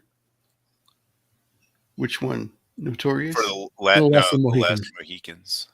Oh, the Daniel Day-Lewis one. Okay. Later, Steven. Have a good one, man. Oh, that reminds me. Steven has a channel. I can't figure out how to put it in the chat here, but he did a video on it's a longer video. It's about 41 minutes. It's on like people leaving their mark in concrete or all around LA, and I can't recommend it enough. It's a great video. Okay. If you haven't seen it, and it is long, but I recommend you watch all of it. If you watch about the first 10 minutes, Stephen will explain why it's important to watch the entire thing. And but yeah, that was a very impactful video for me. Now, it just might be me and how I think about things, but yeah, it was really good. So let me see if I can find. Let's see. Yeah, it is long. So he's finally doing YouTube. Well, he's had this video out for like a year now or more. Oh yeah, there it is. Is that it, Steven? Oh yeah, he can put it right there. Okay, there you go. Yeah. Yes. Yeah. Please watch this. It's if it's not for you, then you'll figure that out pretty quick. But I really liked it, and the narration was good, and everything he talks about on there is he gives us reasons for each one. So, but yeah, Cool. yep. And I usually don't shout people out and stuff like that, but I think this video is definitely worth a watch. Okay. So yeah, everybody in the chat, be sure to check that out. Matt, what do you have coming up? Do you have anything you want to shout out? Well, since I'm on vacation this week, I'm trying to get my from reviews caught up. So I should be at the 8th episode comes out this Sunday. So I should be at least up to my 6th episode worth of reviews by then. And I realized I forgot to finish the last 2 episodes of Bleach, so I'm going to get those 2 out this week. I will get some more wrestling reviews, reactions up there. I love those old wrestling videos. What else? I just did this. If you want to find a replay of the Jurassic Park thing I did with Pops and Steven Ransom and was it you two? One of you two, right? No, it was it was Steven Ransom, Pops, and you and hold on. I was just watching it a minute ago before this started. I can't remember who else was on the panel. It was. Yeah, they blend for a while because it's like the same 10 people. You know what I mean? Yeah. Between this and it was Roman show. Pacific, yeah. Yeah. So that's kind of what I got going on. Okay. Shieldwall. So I'm gonna be out of town, so I'm not gonna be on Thursdays with Roman. I'm not gonna be on that this week. And then let's see, what do I got else coming up? Yeah, I think that's it. I'll probably be on his show next week, and then I got a couple of other things that are kind of in the works. Like people offer me on streams and stuff. But it's great being here. I really appreciate you inviting me. Yeah, glad y'all. Yeah, glad you both could come on. Yep, and that thanks to the chat. The chat's always great. Lots of good information and interactions and stuff. Seeing people there, and again, Matt, it's like every time. What are you trying to get your thing to focus or whatever? No, I've noticed something. I have the black shirt on now. Oh yeah. And the virtual background works a lot better with the black shirt. Right. I notice if I go too close, you see how it starts to flip out. Like far away. Like there's a certain distance, and I'm just noticing like my hands are clear, but they go too close and they disappear again. And I just noticed it like over the past couple hours doing with the black shirt. So. Yeah. So but yeah, so I always learn something from you, some tidbit that changes my perspective on it, which is why I like being on streams with you. Yeah. Same goes for almost everybody I stream with. They bring something to it, but Steven as well. I always learn something from him. So I'm just grateful to. This all makes me better, more in tune, because really I'm like 20% dude, bro. I'm not really. Not really that smart when it comes to stuff, so it's interesting to talk about all this. I think you are. You bring a lot to the table. Yeah, you're smart. Yeah, yeah. It's just one aspect of me, but I was in aircraft maintenance, so I don't want to give myself too much credit. Yeah, I've got the scars to prove it. So anyway, but yeah, thanks for having me on. This is always good stuff to talk about, and Yeah, and next month I'll be starting a new show on. I think I'm going to set it on Saturdays, not as late, but just a general discussion stream. That'd be fun to just chew the cud, people. Yep. But yeah, awesome. Keep an eye out for that next month. Well, thank y'all for coming on. Thanks to the chat for hanging with us. And we'll see y'all next week. Y'all have a good week. Night all. All right.